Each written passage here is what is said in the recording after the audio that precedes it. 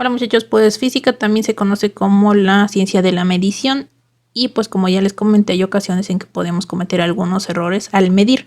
Puede ser por cuestión del instrumento, puede ser por cuestión de error humano o algunas otras situaciones. Entonces para poder obtener estos valores lo que vamos a hacer es utilizar las siguientes fórmulas. Valor promedio, que nos dice aquí que el valor promedio es igual a la sumatoria de las mediciones entre el número de mediciones realizadas.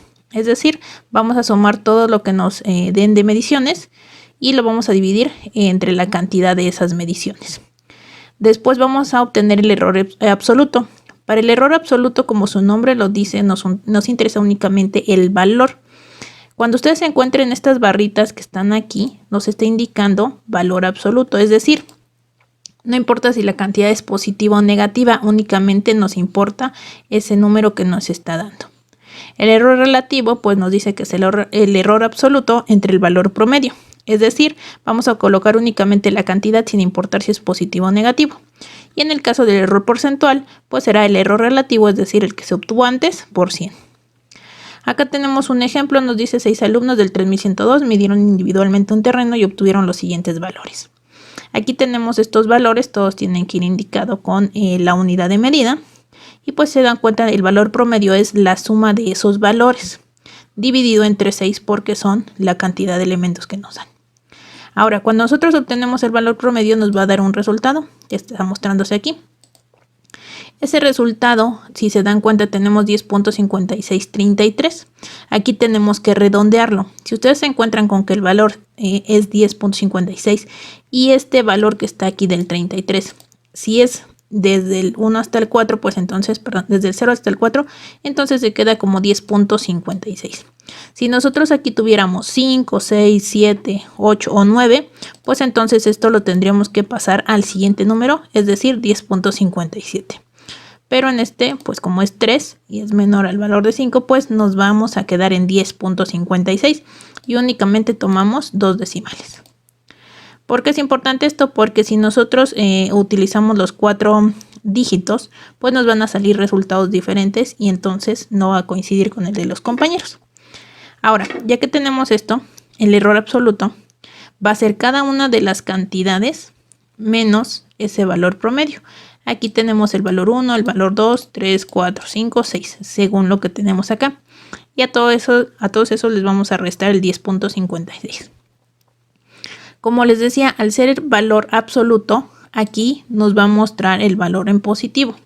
Es decir, únicamente en la cantidad. En el caso de este dato nos daría negativo, pero como nos está indicando el valor absoluto, lo vamos a dejar de esa forma.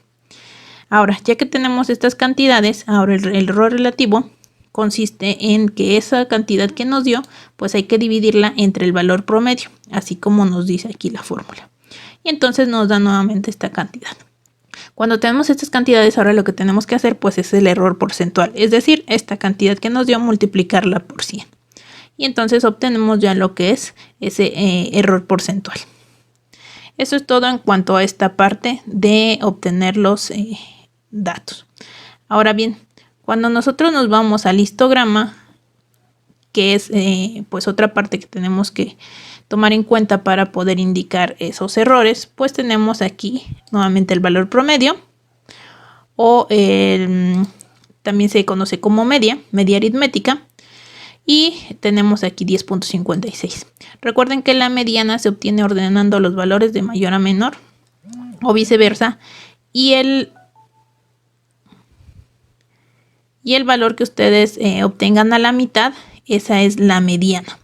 En este caso de la mediana, pues tenemos aquí dos valores. Cuando tenemos dos valores, tenemos que sumarlos y dividirlo entre 2. En este caso, pues me da 10.57. Y la moda, pues recuerden que la moda es el valor que más se repite. Para poder hacer el histograma es una gráfica.